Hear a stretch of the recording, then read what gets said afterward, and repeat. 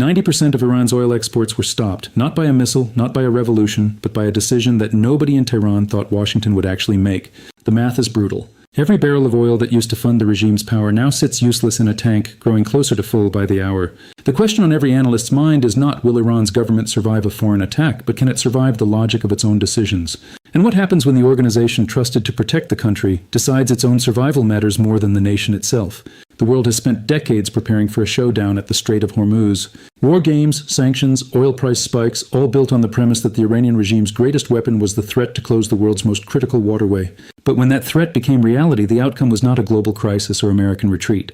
It was the IRGC pointing its weapon and discovering it was aimed at its own foot.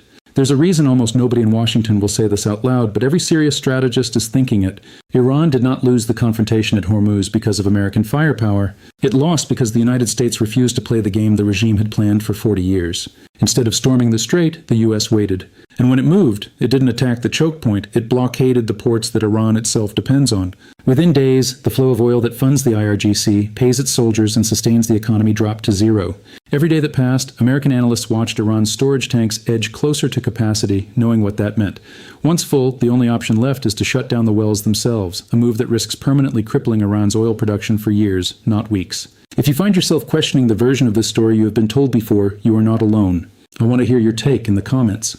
And if you want to follow this kind of analysis as it unfolds, make sure you are following along so you do not miss what comes next. On the surface, the narrative looks like a familiar escalation. Iran closes the Strait of Hormuz, blocking nearly a fifth of the world's oil supply. The United States and Israel respond with airstrikes. International tension spikes. Media coverage paints a picture of region-wide chaos with global oil prices surging and diplomatic channels in overdrive. The IRGC for decades has represented itself as the shield of Iran, the force that stood between the nation and foreign aggression, the organization that kept the country safe from invasion, subversion, and collapse. In the official story told on state television, the guards are the protectors of national sovereignty, and every hardship is justified as the price of resisting enemies. But that version is missing everything that actually matters. What is not shown is the regime's internal fracture. What is not shown is the moment when soldiers stopped asking if their country would survive and started asking if the organization they serve deserves their loyalty at all. And what is never shown is the cost of closing Hormuz, not to America, not to the West, but to the Iranian regime itself. The mainstream account tells you the U.S. Navy held back because it feared escalation. It says Washington is playing for time, hoping sanctions and pressure will force Iran to negotiate, but that narrative is upside down. The truth is, the United States engineered a trap that depended on patience, not firepower. By allowing Iran to close the strait for itself, the U.S. made that act a self-inflicted wound, not a bargaining chip. Iranian oil stopped moving, but every other Gulf state kept exporting. The pressure that was supposed to break Washington's resolve instead isolated Tehran, accelerating a financial collapse that sanctions alone had never achieved. Why did nearly every expert miss this? Because they assumed the IRGC's threat was credible as a weapon against outsiders. They assumed closing Hormuz would hurt the world more than it hurt Iran. They missed the fact that Iran's oil economy is uniquely exposed. The regime's entire structure, its ability to pay soldiers, fund proxies, and maintain order, depends on oil revenue flowing out. The instant that flow stops, the clock starts ticking, not on American interests, but on regime survival. Most people stop here. That is the mistake. The deeper you go into how this actually works, the harder it becomes to look at the surface version and take it seriously. To understand the trap, you have to look at the mechanism. Before the blockade, Iran exported about 1.85 million barrels of oil per day. That revenue was oxygen for the IRGC, the regime's proxies, and the subsidies keeping unrest in check. When Karg Island, the export terminal handling roughly 90% of that oil, was sealed by U.S. naval action, the flow dropped not by half, not by a third, but to zero. Trump boasted that Iran was losing $500 million each day. Treasury Secretary Scott Bessent made clear that storage would reach capacity within 3 weeks, forcing well shutdowns. Commodities firm Kapler confirmed Iran's storage tanks would hit their ceiling in 20 to 24 days, and output had already fallen by 750,000 barrels per day. Why does shutting down an oil well matter so much? Because oil isn't just sitting in an underground pool, it's trapped in porous rock under pressure. Shutting a well drops that pressure, lets water seep in, collapses pore space, and often means the well never fully recovers. Every week the blockade continues, Iran isn't just losing revenue, it's losing the future ability to recover it all.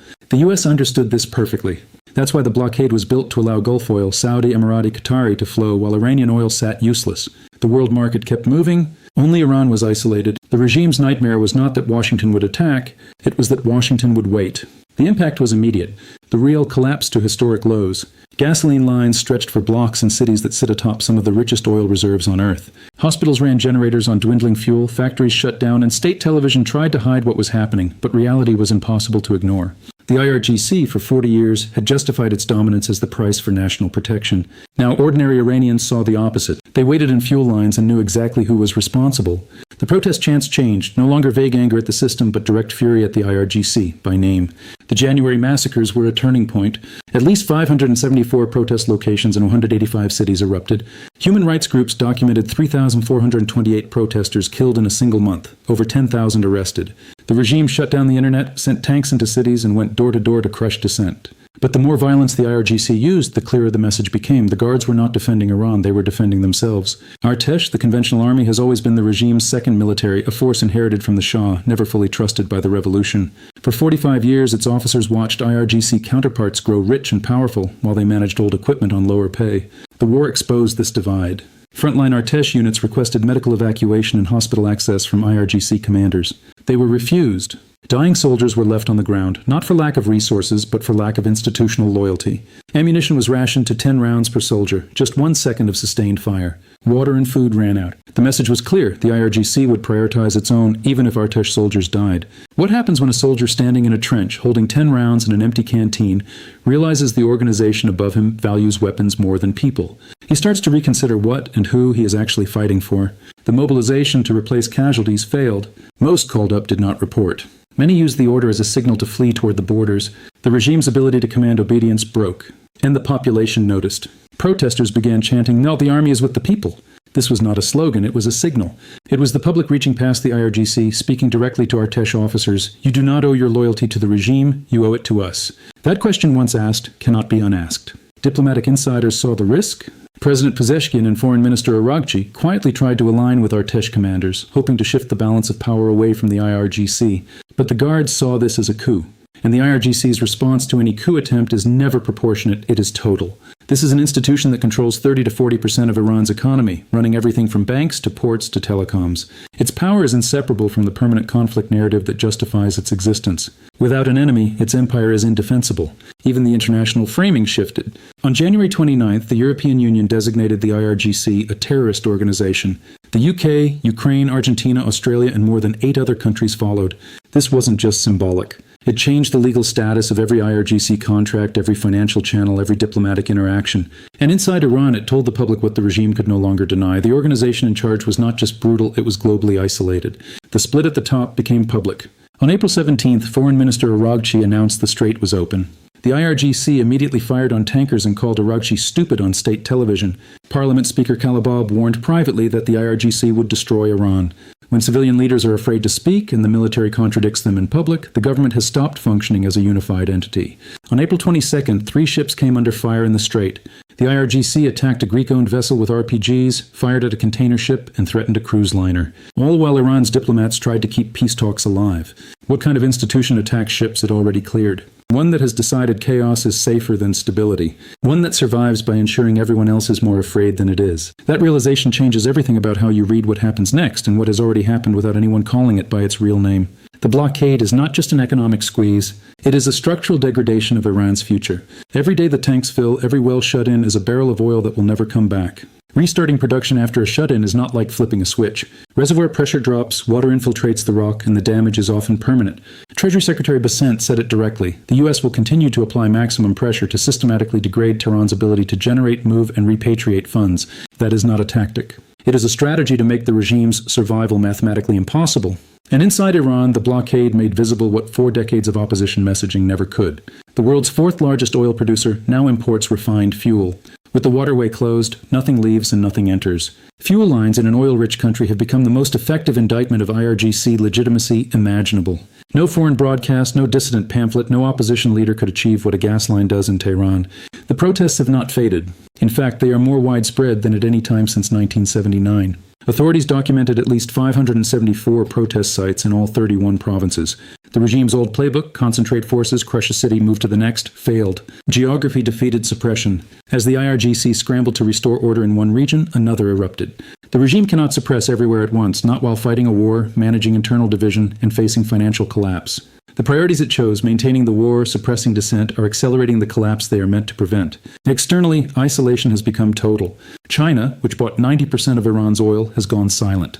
Beijing's foreign ministry now emphasizes keeping Hormuz open as an international waterway, not as Iran's exclusive asset. Chinese ships have come under IRGC fire. Russia, for all its public support, is quietly advertising its willingness to replace Iran's lost oil in Chinese markets. Every barrel Iran cannot sell is a barrel Russia can. The so-called axis of resistance, Hezbollah, Hamas, the Houthis, has seen support dry up as the financial base evaporates. The logic is clear: if Tehran cannot defend its own interests, it cannot defend anyone else's. But the most dangerous variable is not international. It's internal. When a regime's military and civilian factions are openly at odds, when its economic base is eroding, when its suppression model is outpaced by protest geography, when its external allies are hedging bets, the risk is not just collapse, it is a collapse that becomes irreversible before anyone can stop it. The clock is real. Storage tanks are nearly full. Wells are shutting in. Protesters are calling to the army. Diplomats are paralyzed. Generals are firing on ships while foreign ministers announce peace. The regime is facing a choice: make a deal now or collapse trying to avoid one. Every analyst watching Tehran is asking the same thing: what breaks first, the IRGC's grip, the Artesh's patience, or the regime's ability to keep the country from unraveling? And does anyone left inside the system still have the authority to stop the answer from becoming permanent? The part that stays with me is not the outcome. It's the moment when the people who understood exactly what was happening chose to say nothing. Where do you think that line is? Leave your answer in the comments. If this analysis mattered to you, share it with someone who is following this conflict. Subscribe to stay with this coverage as it develops. The next 72 hours in Tehran will tell us more about how this ends than the previous 60 days of war combined.